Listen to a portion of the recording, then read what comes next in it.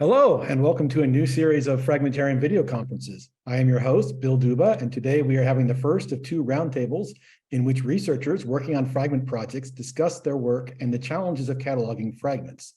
Today's roundtable features in-situ fragments, in this case, manuscript fragments and related material reused in the bindings of books. We have three experts in today's roundtable. Each will present briefly their work and challenges. This will be followed by discussion among the panel members. At the end, we will have questions from the participants. Our first expert is Dr. Marina Bernasconi Reusser of the Centro di competenza per libro antico, Lugano, who is the director of the Fragmenta Ticinensia project.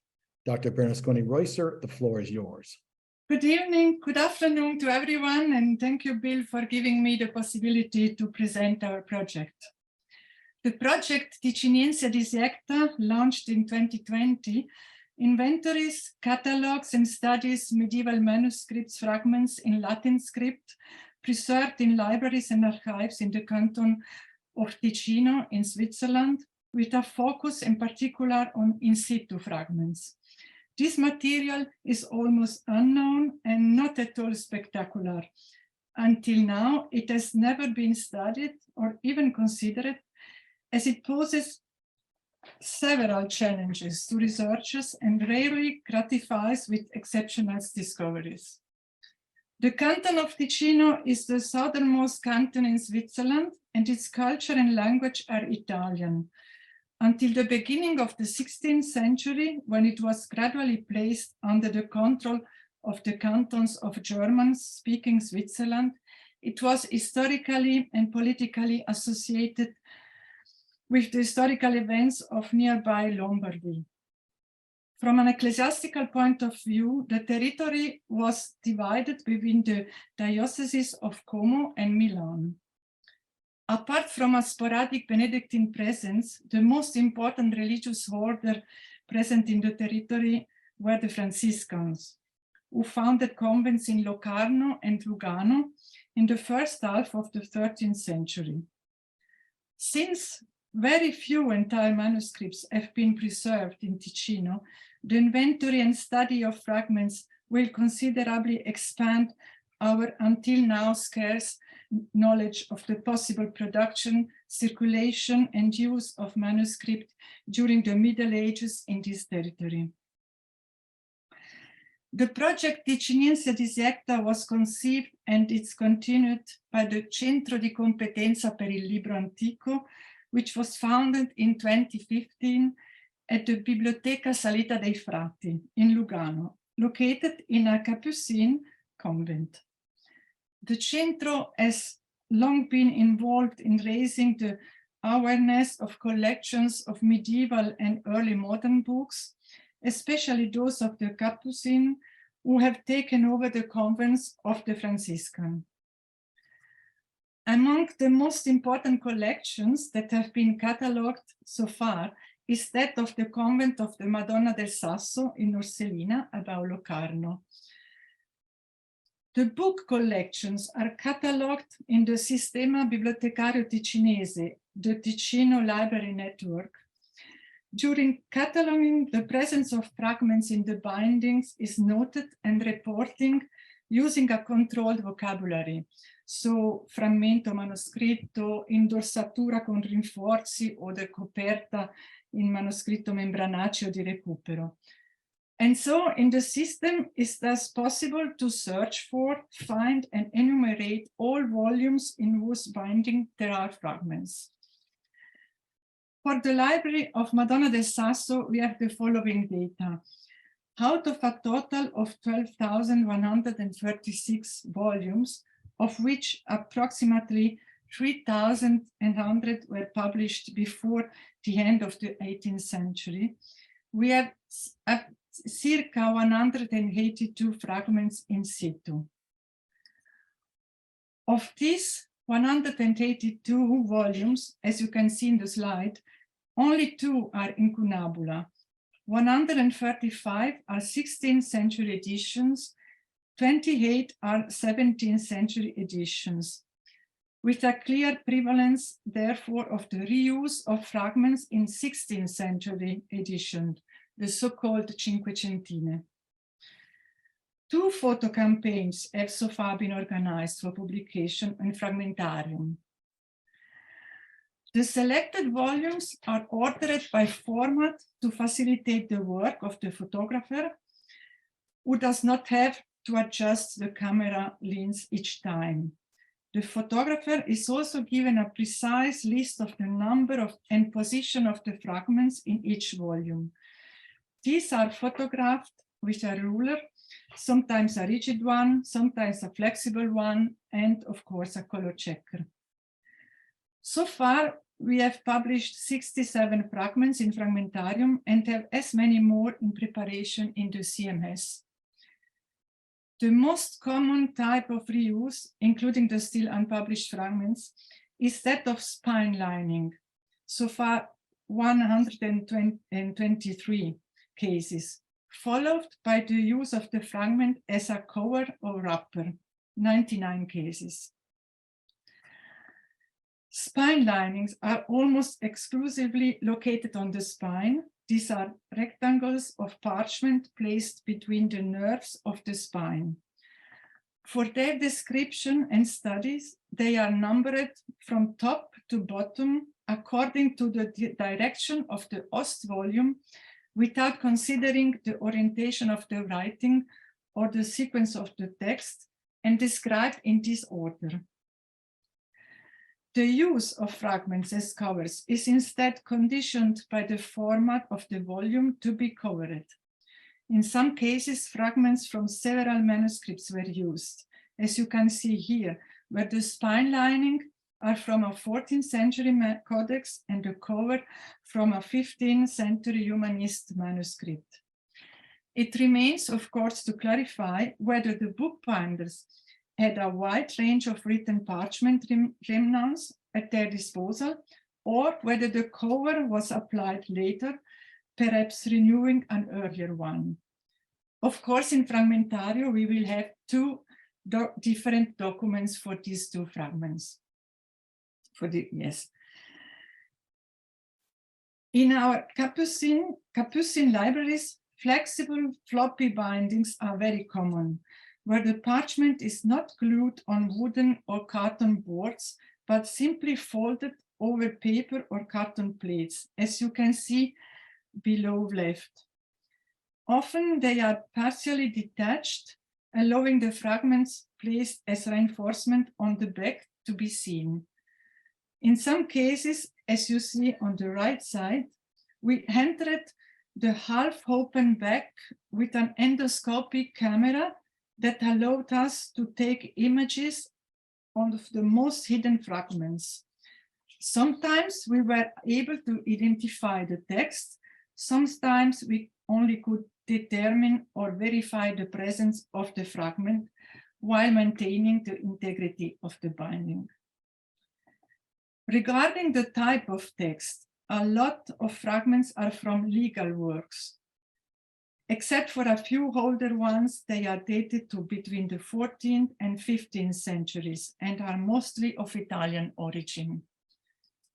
3 people collaborate on the project. One of them is specifically in charge of describing in Fragmentarium the data concerning the host volume, indexing authors, translators, printers, owners, and owner libraries. An important discovery was 8 spine linings in 2 volumes of a laudario in the Lombard vernacular, datable to the mid-14th to early 15th century. It constitutes one of the oldest examples of a literary text in the Lombard vernacular preserved in Ticino.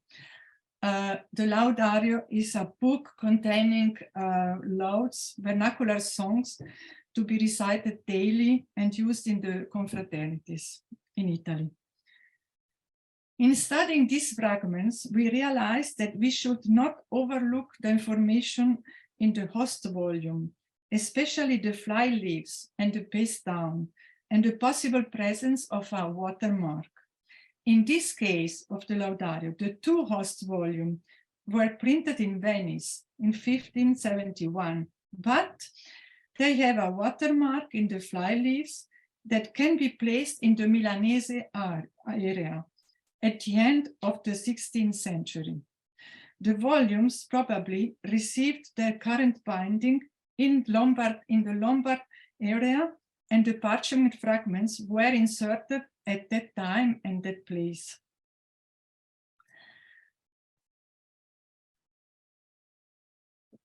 In another case too, it became evident that the study of the fragments in situ cannot be separated from that of the host volume. These 12 half bifolia with Innocent I's commentary on the Decretals of Gregor IX serve as covers for 3 volumes printed between 1542 and 1547. The volumes contain text from the Corpus Juris Canonici published in Paris, A Decretum Gratiani, with glosses, the Sextus Liber Decretalium, and the Liber Extra. It can be assumed that the convent acquired these works to replace the respective manuscript text, which they had in the library, with a more up-to-date version, and that it was the friar themselves who dismembered it and used it for binding. The fragments are now brought together in Fragmentarium in a virtual reconstruction. We have other evidence of this practice of new bindings, but also of consolidation and restoration of full bindings. In fact, we have so far at least 25 volumes of various formats and content, in the binding of which fragments of legal text written by one scribe were used, mainly as covers or external reinforcement. One of these is, for example, is the apparatus of Accursius. The most recent date of this group of printed volumes is 1682. Therefore, at some time after this period, or after the purchase, the manuscript in Locarno, that was in Locarno, was dismembered and reused to make the necessary consolidations. For the moment, they are not all published, but when they are, we will do a virtual reconstruction.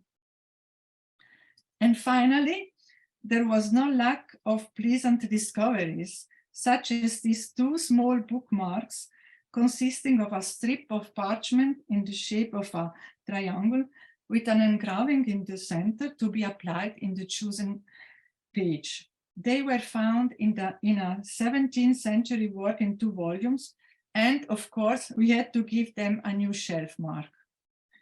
They certainly contain a liturgical text in a 15th century Northern Textualis.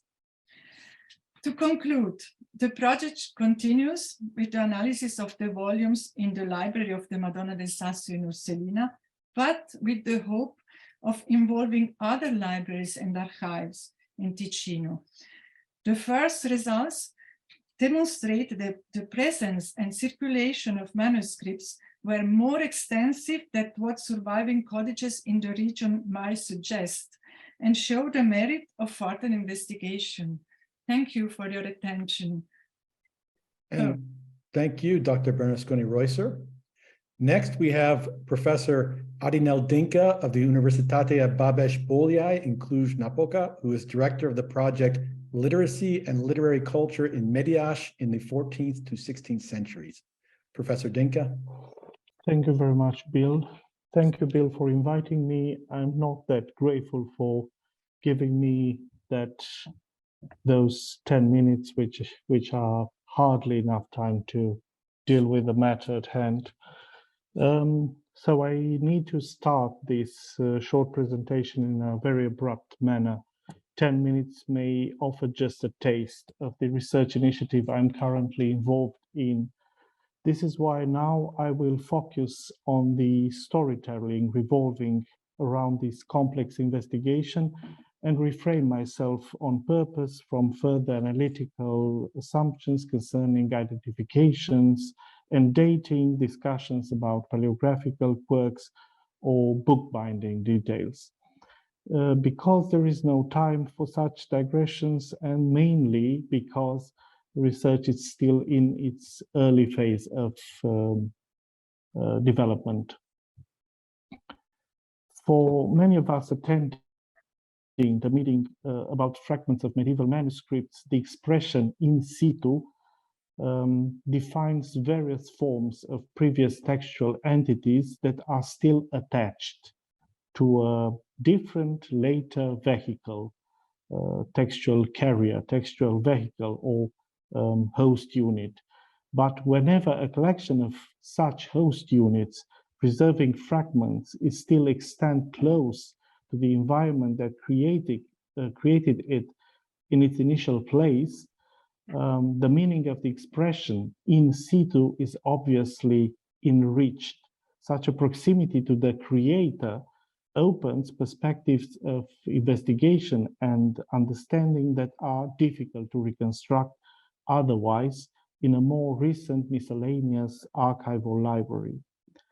The colonial policy of practiced in the past by many memory institutions was truly beneficial under the given historical circumstances of the 19th century or even later, preventing the loss of many medieval records, but deprived them, these records, from some of their historical meaning, forcing us now to engage in a challenging chase after possible pathways to provenances. Against this rather complicated backdrop that would certainly require much more time to be properly explained, one should perceive the cultural meaning of the research conducted in connection to the parish collection of books and charters from Mediaș, an investigation that was launched last year and soon started to bear unexpected fruits. Mediaș is a middle-sized urban development founded by Transylvanian Saxons, starting to accumulate expressions of literacy since the early 14th century. Its parish church is a well-known milestone in the history of the regional cultural heritage, familiar especially to art historians, for its wall and panel paintings and its collections of liturgical objects and Turkish rugs. Quite rarely was this site mentioned before in relation to literacy and book ownership. At least until recently, the medieval parish church from Mediaș seemed to be a place rich in many treasures, but not in books. The image of the archival records associated since the early 1300s with the same context was completely different, with hundreds of surviving charters, letters, administrative records, and notarial instruments still available, some of them in situ, in the very church that created the collection. All of that made the absence of books, especially the late medieval ones, even more surprising. Nevertheless, a small circle of scholars was familiar with the books and historical records preserved within the walls of the St. Margaret Parish Church in Mediaș. The earliest book list in relation to the gymnasium managed by the church dates back to the 17th century and lists both printed and manuscript texts. Additional lists were published later in the second half of the 19th century, providing nothing else but titles. Over the last 20 years, the historical library was marginally included in investigations interested in the early phase of Reformation in Transylvania. In this context, the image of the literacy fostered by the parochial community from the middle-sized Transylvanian settlement was truly quite blurred. Even worse, a worrying recount published approximately 40-50 years ago recalled a story at the end of the Second World War when, according to contemporary testimonies, books from the high school, from the gymnasium library, were simply thrown out the windows into the courtyard of the church by Russian soldiers who deemed the books as filled with fascist ideas and, in collaboration with the communist authorities, of that moment burned the books, burned them. Another account, contemporary account, mentioned that teachers and church personnel managed to hide some volumes, and these salvaged books were then stored in a room on the third floor of one of the towers of the fortification surrounding the parish church. You can see an image of the church, and the smallest of the three towers visible is the tower I'm talking about. Beneath the roof of that tower, books were stored, mostly books of the 16th and 17th century. So the project's primary target was therefore to check the integrity of the historic library in the very tower where the volumes have been housed. So again, an image with the tower. And to verify against the 19th century records the dimensions of the losses suffered. The primary research took place in situ under very special conditions, both difficult and spectacular at the same time. Access to the tower is made through an extremely narrow staircase, incredibly difficult to access. The lighting conditions in the tower were far from ideal, making the identification and transport of the books even more challenging.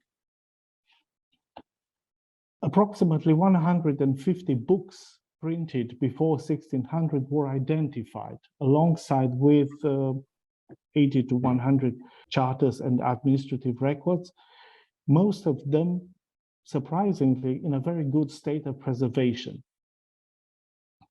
Bear in mind that the 19th century lists mentioned only 87 volumes fitting this chronological profile, and we were able to discover over 150, 157, if I remember the figures correctly. Some preliminary observations. So 95% of these books still have their original bindings and show extensive notes and indications of ownership. So in my opinion, this is one of the highlights of the entire exploration, the entire examinations, finding so many well-preserved book bindings.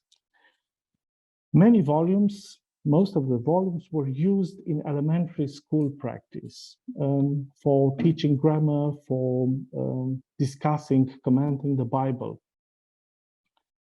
Some of the most important findings that were never mentioned nowhere before are an incunabulum and the Bible from 1511.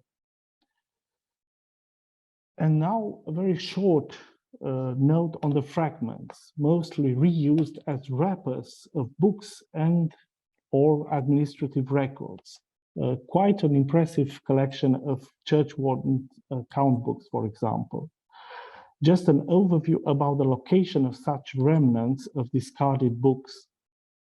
As fly leaves, as wrappers and covers of later books and registers, as binding elements, usually very small pieces, too many to be showcased here.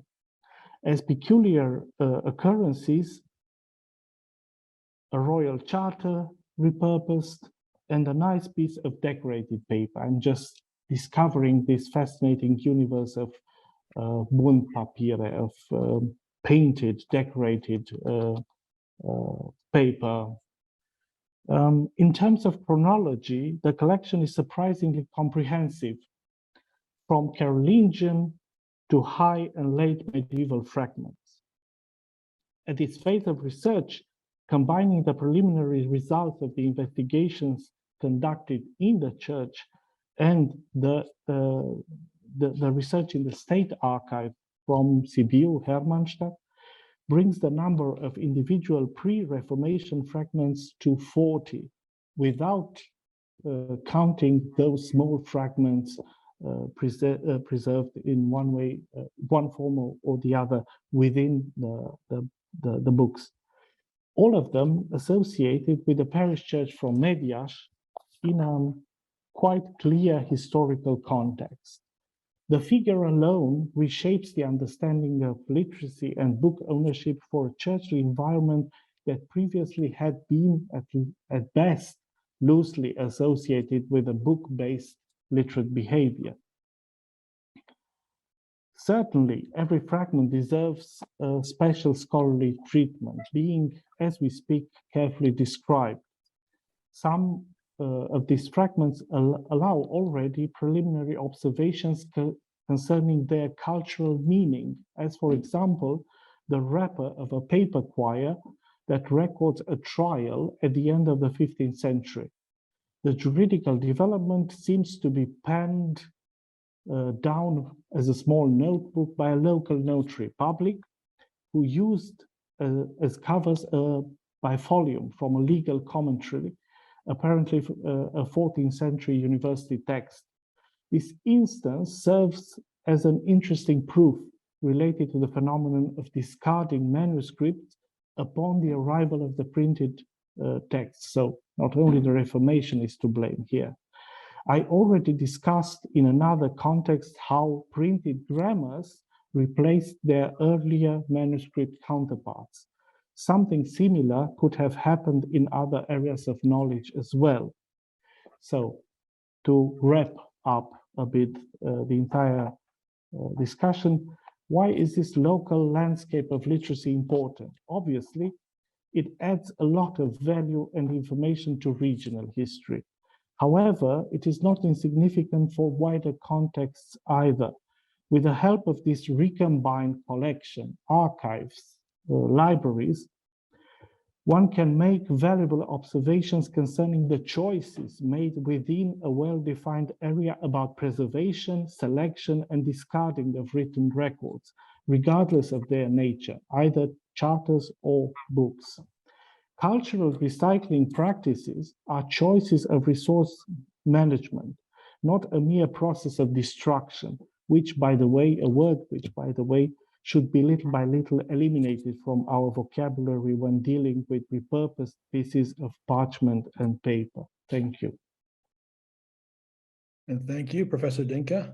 And now I will take us to our third speaker for the roundtable here, and that is Dr.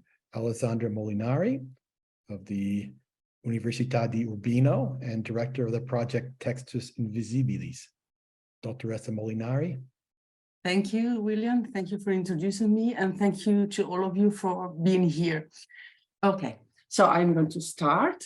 This is just a brief overview on this project. Textus Invisibilis focuses on fragments from parchment manuscripts repurposed as bookbinding material in early modern Central Italy.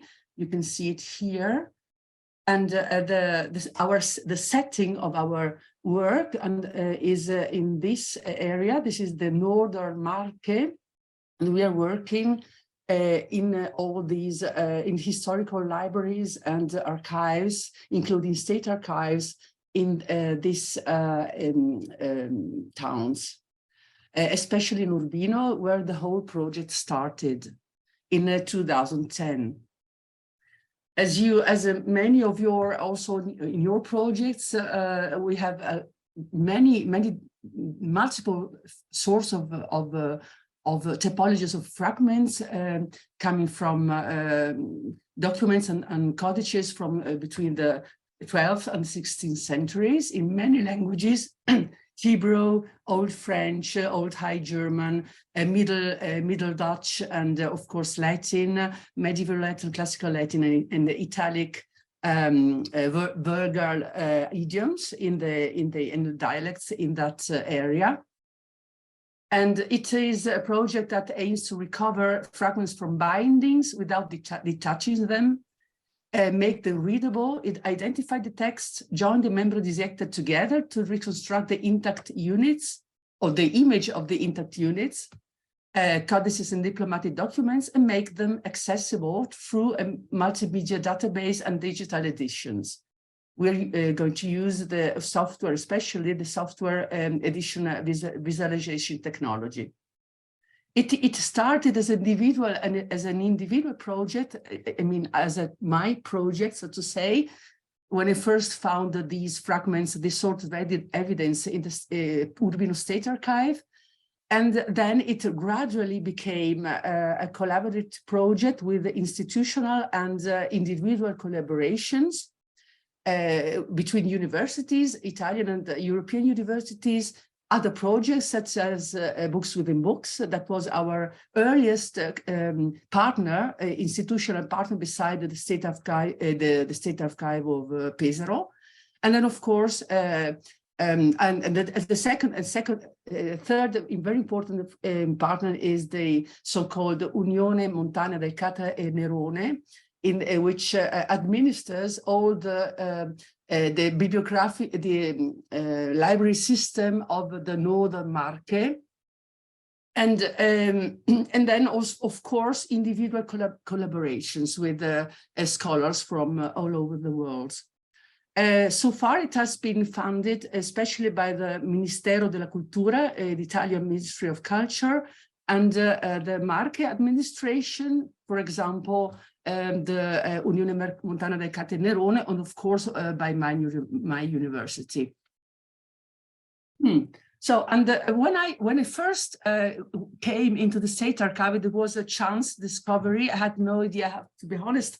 I had no idea of this sort of manuscript evidence of this reused manuscript evidence. I had to, my first and most important aim was to define what a fragment is, because we mostly give it for granted to know what our research project object is. And I think it's to me as a philologist, it was very important to define what do we mean actually, what do we have in mind when we talk about fragments. And that took this sort of research took the first years, because I think it's very important, because the way you conceive of a fragment will affect the way you will approach the object, the physical object, and then take your stance in the discourse around fragmentology, and define, this is most important, define cataloging principles and aims in your database, if you aim at the database. So that was my approach in the first years. So, and to sum up how I proceeded, and then I just want to describe this scheme. That was the very first years. I mean, it was a long time to explore the evidence, so to browse through archives and the libraries in Italy, mainly in the Marche, but also in Trieste, for example, in my hometown, to make comparisons between libraries and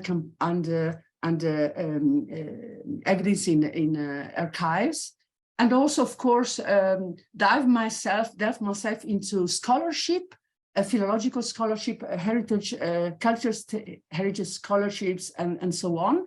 And also, of course, become familiar with other projects such as Fragmentarium, Books Within Books, and so on, and involve other colleagues and also my students. So in this time, gradually it became, here in 2019 was a marking year, because I developed a cataloging template for the catalog card to put at the basis of a future database that was on Word for practical reasons, because many of my students have no idea how to use maybe Access or other formats. So it was very simple for practical reasons, and so it went on. Now we have with the other colleagues, we are now in these very weeks started to work on to make a prototype of a database. So let's go on. And this is at the base, very basis of the project is how we conceive of fragments, and fragments are for us the complex output of a fragmentation process. Very important to take into account what different scholars perceive as a fragment. So the project has to be a multidisciplinary project that respects the needs of all possible user of the database. And then fragmentation, the phenomenon of fragmentation, the act of fragmentation is the founding act of this new object. So a fragment is not simply a part of a manuscript, it is a new object with its own epistemological dignity. So in this, for example, and this is I'm going now to the practical example. We, as the level, our cataloging level is the physical fragment. So each single fragment, regardless of the size, has its own entry in the catalog, and it has its own catalog card. Regardless whether it contains an intact text or a fragmentary text. So this is the structure of so far in the present state of our cataloging template.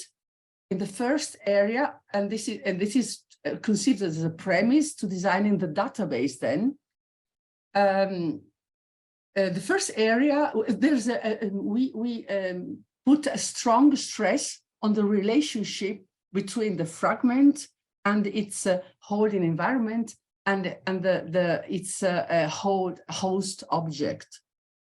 And the other aspect, the textual aspect, is so far it has been a bit neglected because so for many reasons. But of course, this is a very primary for me as a philologist, is of course very important.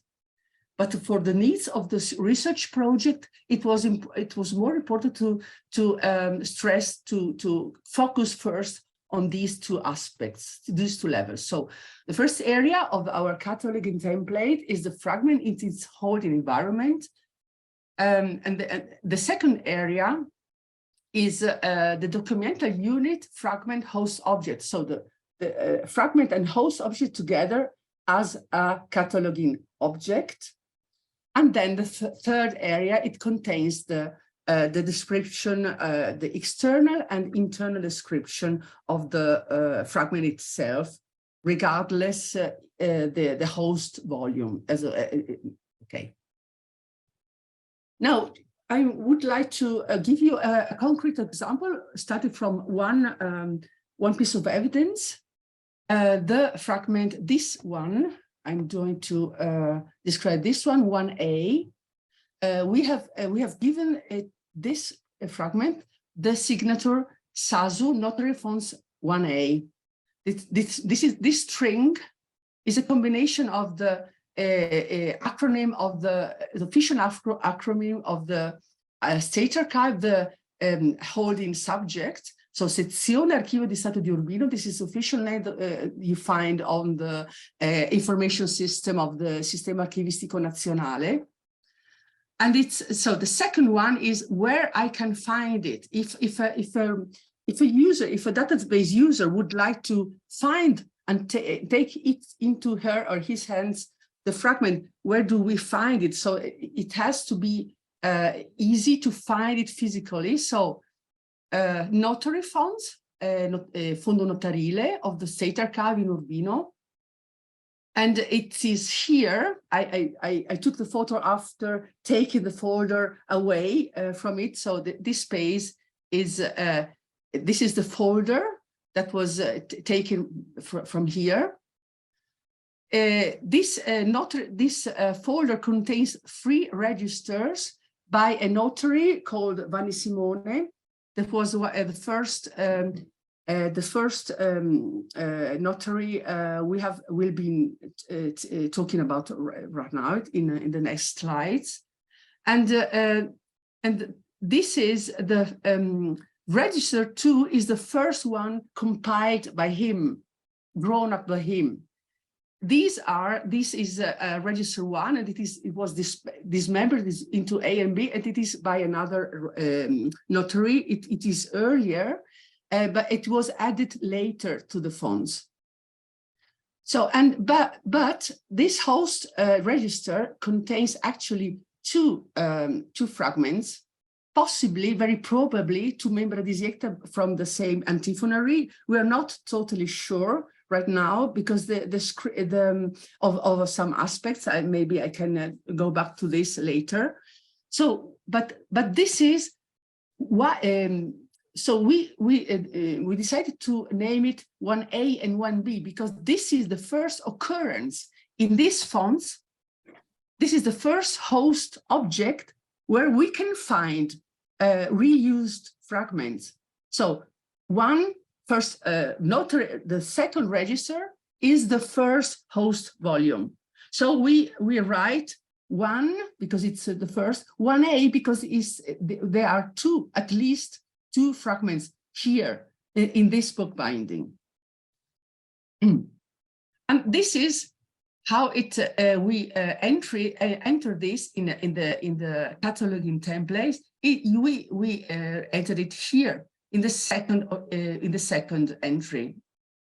The first one is the name of the holding institution. The second one is the signature, and it has to be. It could be a primary key, but we are not sure because maybe this is also very experimental. We are at I don't say we are at the beginning because we are not, but it's we are allowing us to explore different possibility as long as we are prototyping the database. So we wouldn't like to use this as a primary key, but in any case, this is univoc. That means one string and only this one for one fragment. And these are, of course, the CAD contributors, in this case, 3 persons so far.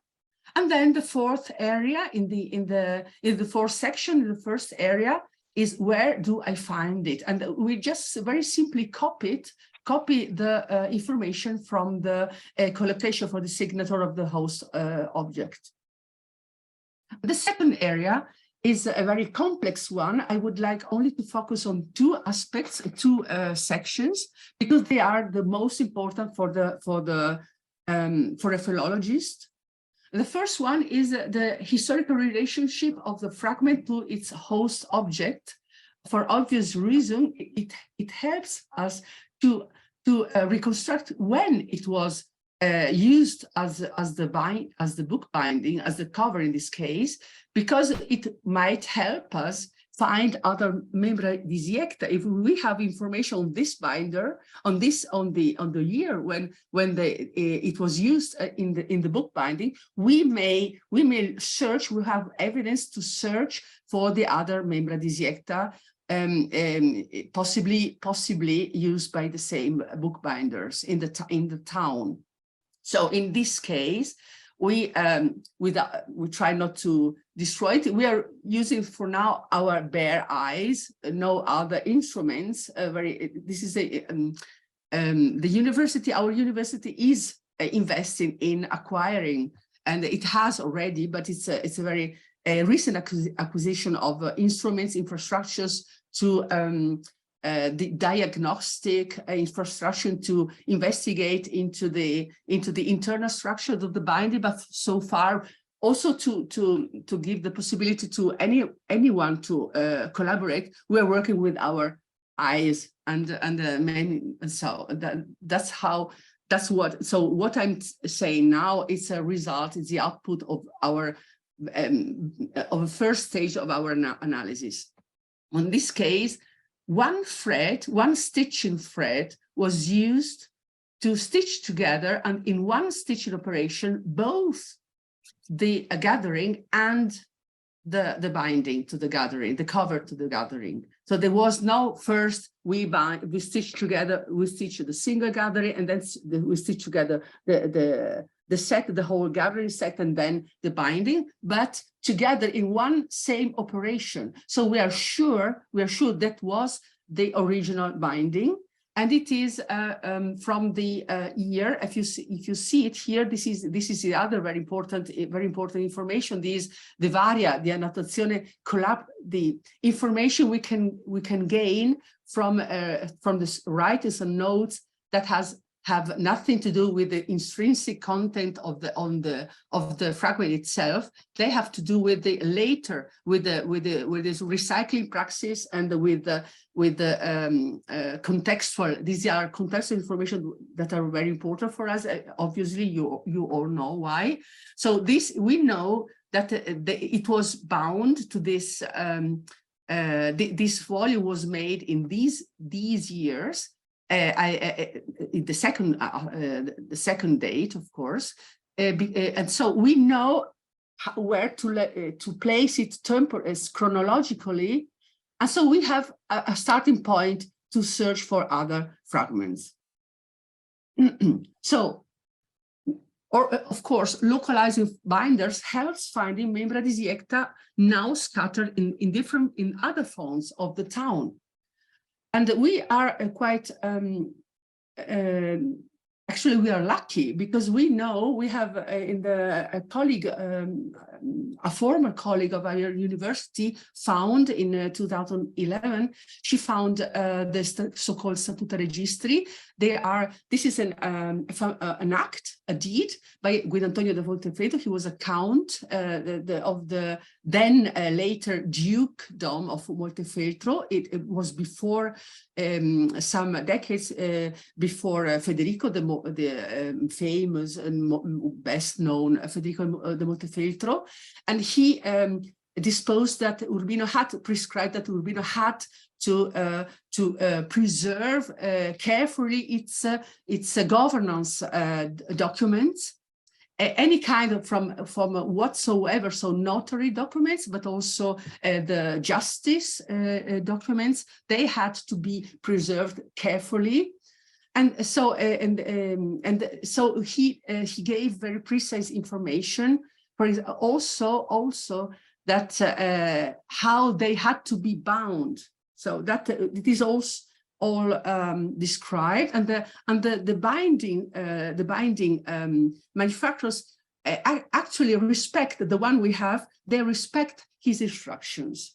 So, and we know from these different sources here, I can't go in detail here, that there were at least two for the town governance. There were at least two binder workshops. There was one was at the feet of the palace, Duke, now called Duke Palace, and in the so-called Quadra di Porta Nuova. This is 1/4. And that was especially for the Montefeltro's personal library, early prints or deluxe luxury manuscripts. And the other one was here because possibly was here in the quarter of Posterula that was here, and it was for archival documents, for archival binders. And a further question would of course concern of Hebrew binders. This is also very important. This is another very important aspect of this research. I cannot focus for time reason now, and also the church. Did they have or binders? This is another aspect we haven't yet investigated so far. So why? And now let's go back. So what we are doing now is to search, to browse through the fonts of the notary fonts, and then the other fonts, the luogotenenza, the Mons Pietati fonts, because all the government bodies were here.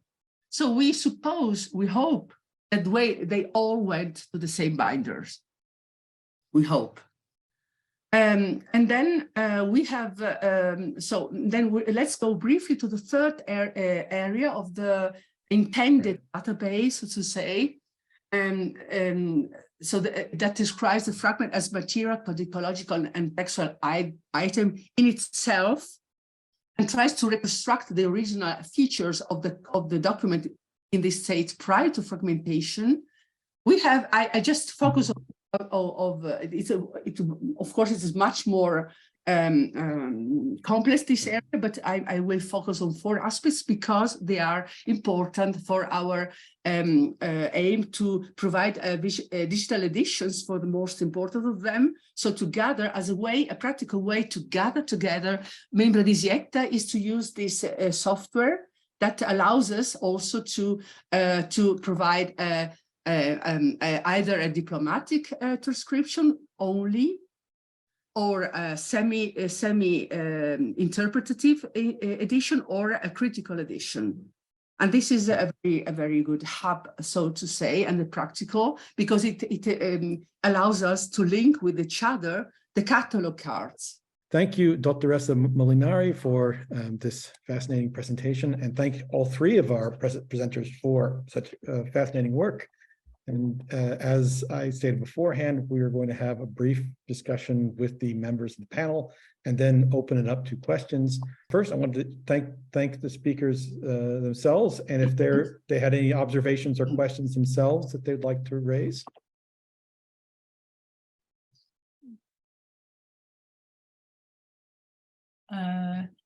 Do you hear me? Yes, Marina, go ahead. And one question for my colleagues. We have a lot of fragments from legal text and not many liturgical.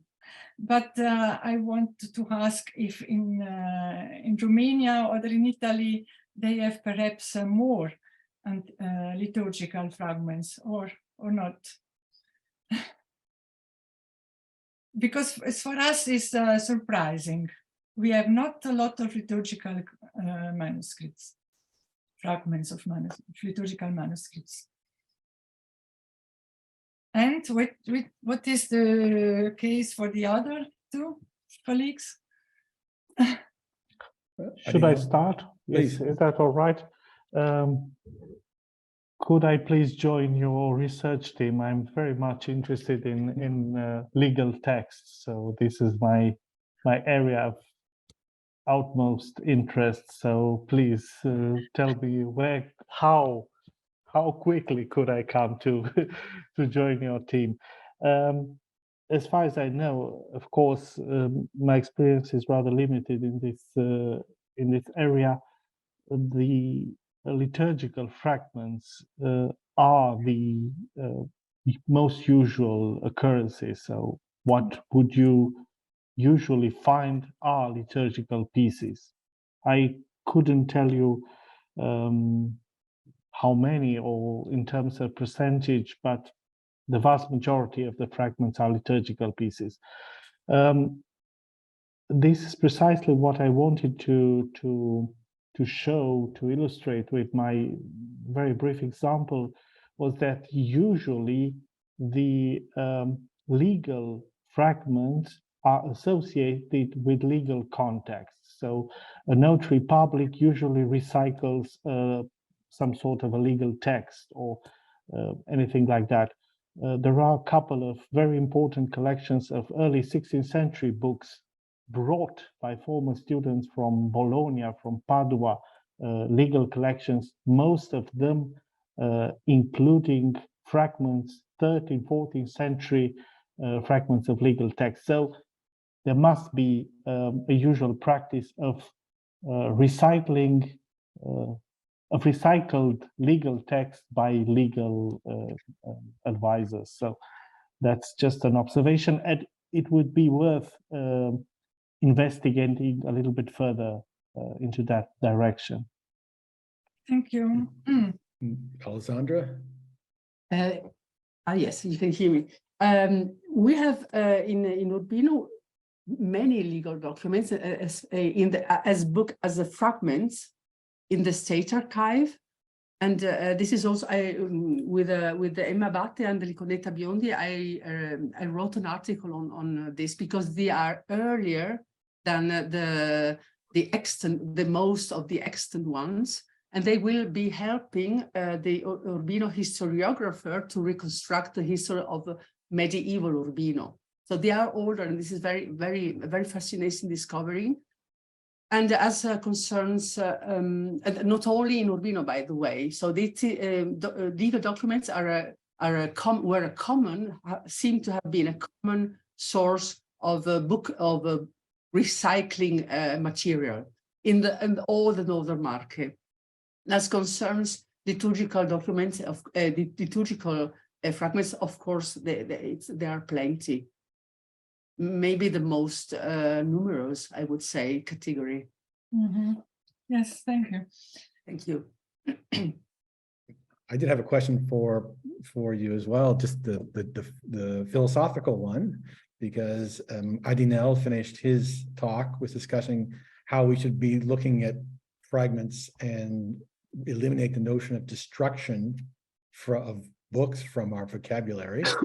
And then Alessandra picked up with the idea of fragments as their own epistemological object, and then that entails some decisions about what it is you're going to look at. So my questions would be first, for Marina, for that matter, what's her vision of fragments there? And then generally for the rest of you, so what does that mean concretely when in Adinel's case, where fragments are just a part of a larger project, where you have such different items as 17th century printed books, I imagine, as well as charters. How do you integrate that into your research team? And then to Alessandra, what does that concretely mean that you're looking at fragments, besides simply the cataloging order, which seems to be, rather than starting with a fragment, you start from the collection, go to the object that contains it, and then as part of it. Marina, did you have something, did you want to?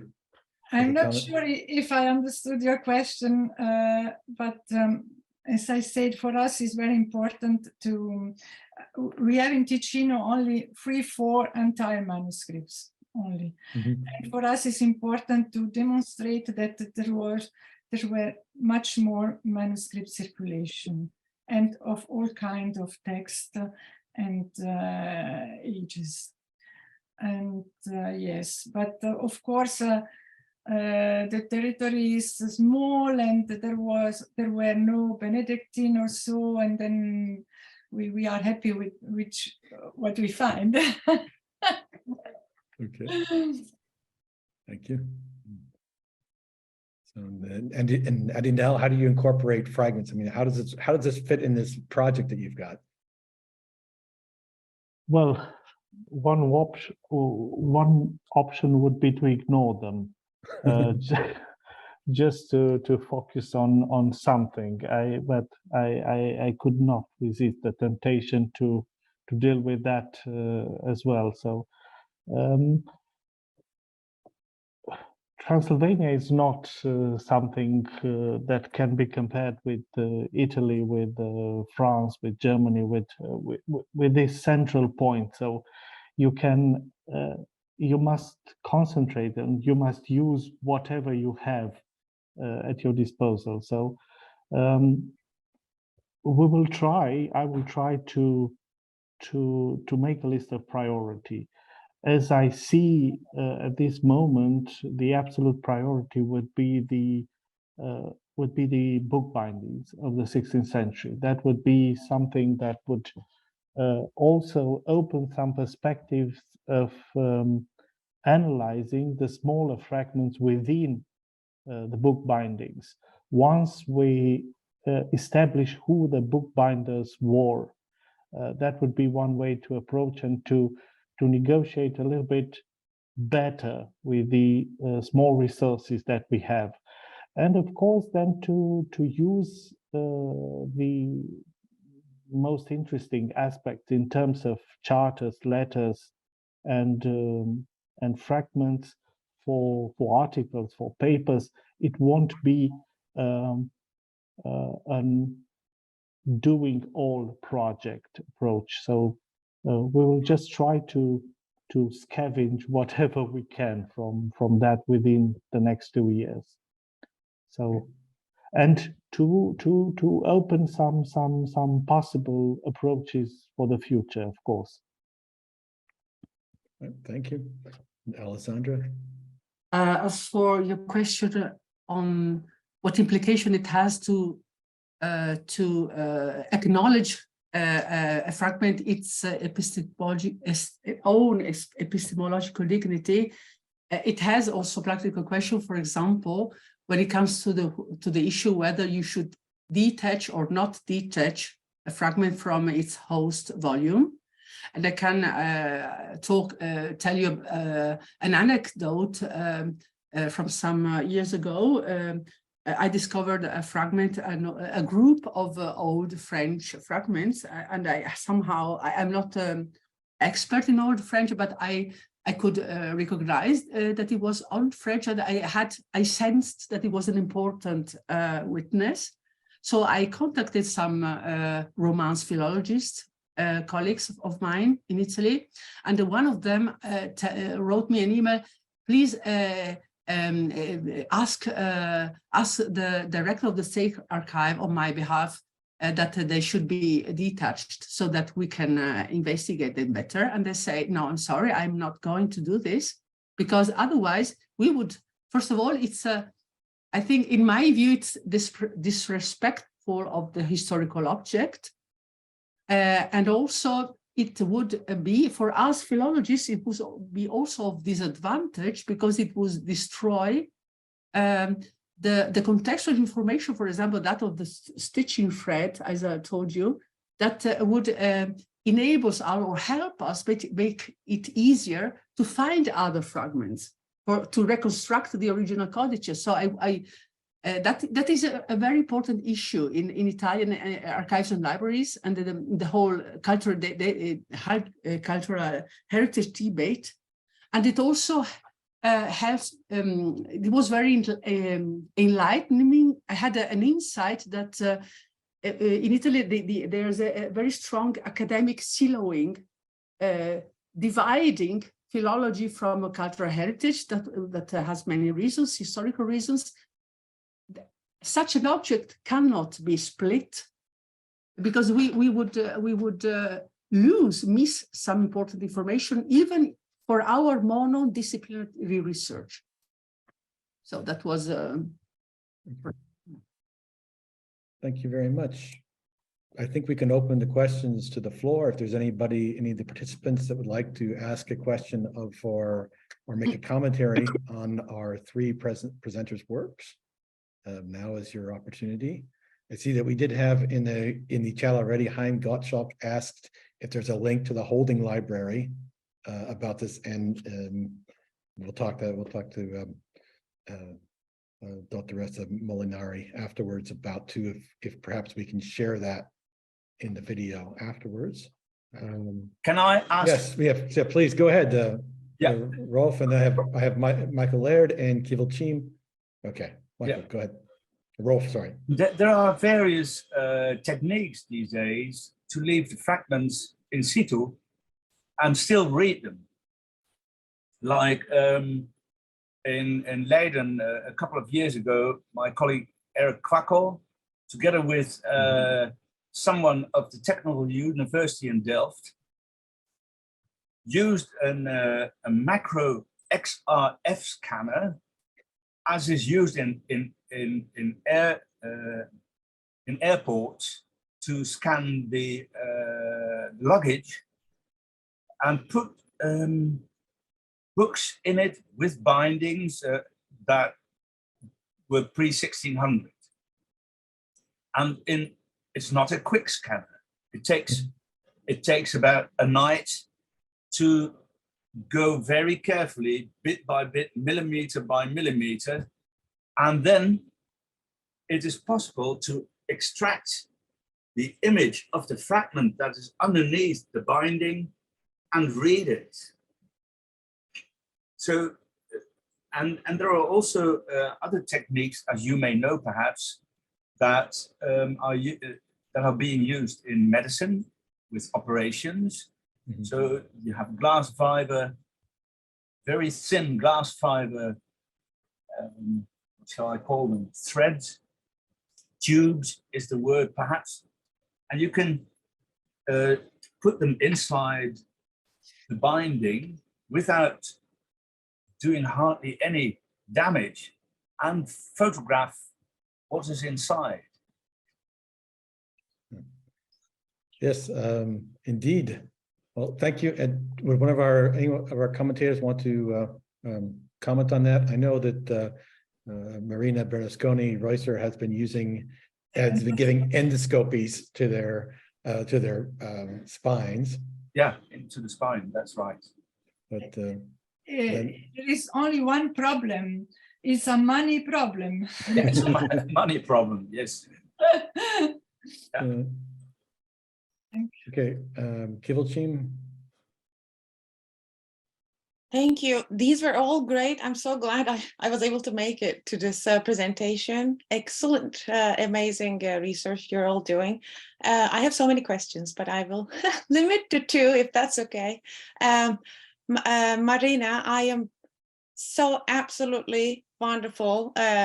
Your mark descriptions and controlled vocabularies. I was talking about this just 10 days ago in the United States, trying to encourage people to use controlled vocabulary so that we can actually find things.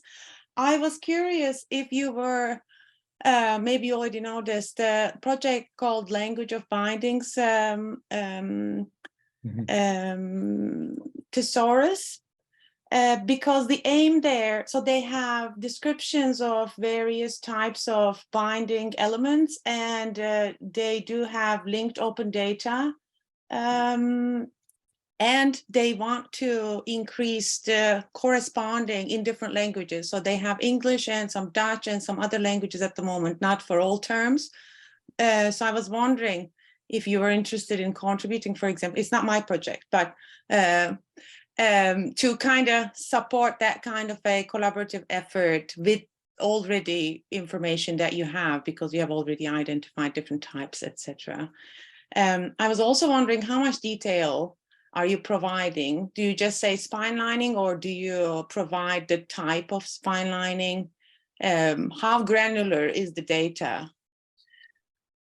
We use this control vocabulary for this Sistema Bibliotecario Ticinese, the Ticino Library Network. This is there are the description of the books, and only in this field there is a special field for the book binding.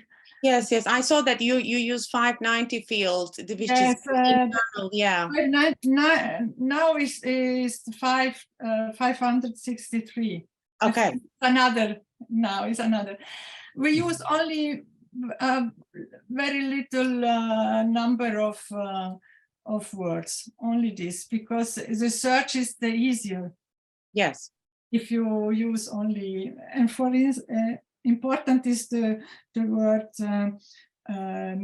membrana, membranaccio, parchment, and so. But we can discuss if you want another. Yes, I might write to you if that's okay. All right. Well, thank you. I see we're past our 1 hour time limit. So I'm going to wind us down now and say that thank you for attending this Fragmentarium video conference. Our next conference will be Monday, April 3rd at 5 p.m. Central Time, where we will have the next roundtable on loose fragments. Our guests will be Godfried Kroenen of the Medieval Manuscripts and Flemish Collections Project, Anne Fellinger and Marie Renaudin of the Archives d'Alsace, and Marie Turner of Cambridge University Library. I hope to see you there. And I thank everyone for attending.